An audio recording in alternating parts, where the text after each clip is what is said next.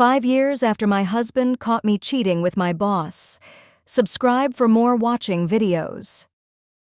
It was a crisp autumn afternoon, 5 years since the day that forever altered the course of my life. I sat in the living room, the warm glow of the sun filtering through the leaves, and felt an odd sense of nostalgia.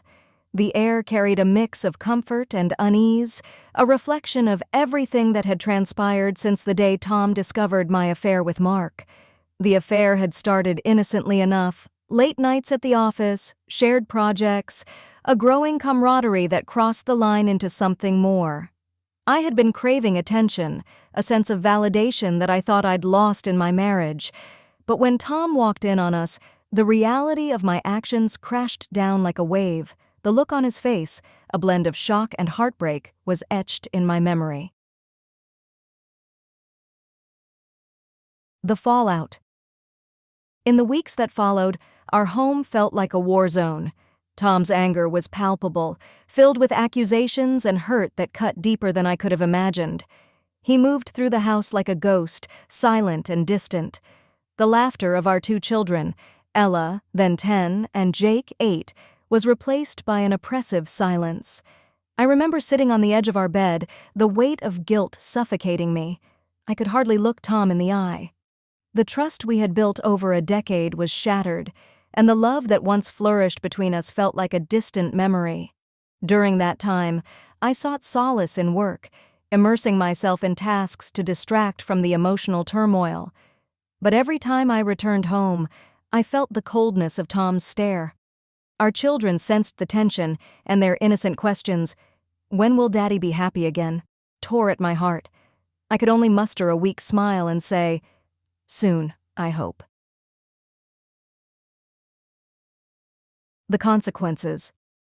As the months passed, the consequences of my actions became painfully clear. Our marriage unraveled.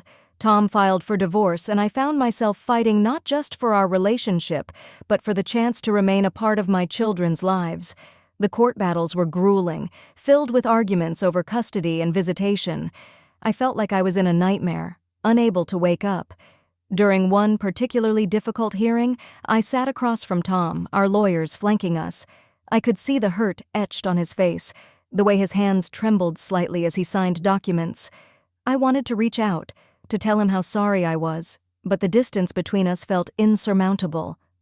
Slowly, I began attending therapy, trying to confront the reasons behind my choices. The sessions were both enlightening and excruciating. I realized I had to take responsibility, to confront the pain I had caused. My therapist, Dr. Lin, helped me peel back the layers of my emotions, revealing insecurities and fears that I had buried deep. Time heals. 5 years later, I sat in the same living room, the echoes of the past still haunting me, but no longer defining me. I had moved into a small apartment close to the kids' school, working as a marketing consultant. My relationship with Tom had shifted from animosity to a fragile co-parenting dynamic. We communicated about the kids and occasionally shared a laugh about old times, but the love we once had felt irretrievable. The hardest part was winning back my children's trust. Ella and Jake had pulled away, their innocent hearts grappling with betrayal. They had spent weekends with Tom, and while they were always polite to me, I could feel the walls they had built. Determined to break through, I organized a weekend trip to a nearby amusement park. I hoped the excitement would spark joy and create new memories. To my surprise, they agreed, and I felt a flicker of hope. As we entered the park, the sounds of laughter and screams filled the air, and for a moment I saw the spark in their eyes. "Can we go on that roller coaster?" Ella asked, pointing excitedly. "Absolutely! Let's do it!" I replied, feeling a rush of adrenaline and hope. We spent the day racing from ride to ride, and as the sun began to set, we settled on a bench, munching on cotton candy. In that moment, I caught a glimpse of the family we used to be. I leaned back, watching my kids laugh, and felt a sense of peace wash over me. A chance encounter. One afternoon at a local park, I ran into Tom. He was there with the kids, their laughter ringing in the air. My heart raced as he approached, a hesitant smile on his face. "Hey," he said, his voice steady yet warm. "Hi," I replied, trying to match his casual demeanor. We watched the kids play, and in that moment, I felt a flicker of what we once had. We talked about school, their soccer games, and eventually, the conversation turned to the past. "I've had time to think," Tom said, his tone softer. "I don't want to hold on to the anger anymore. It's not good for the kids." I nodded, grateful for his understanding. "I know I hurt you, and I'm sorry. I'm working every day to be better." Our conversation continued, and I shared how therapy had helped me. Tom spoke about his own journey of healing, how he had found solace in his job and focused on being a good father.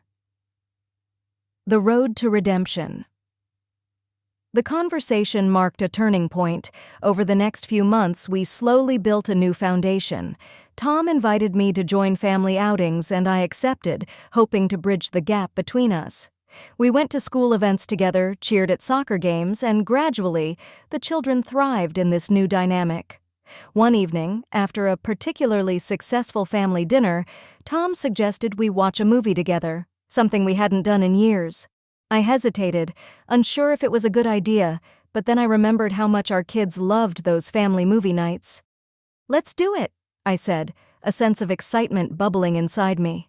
As we settled on the couch with popcorn in hand, the kids nestled between us, I felt a warmth spreading through my chest.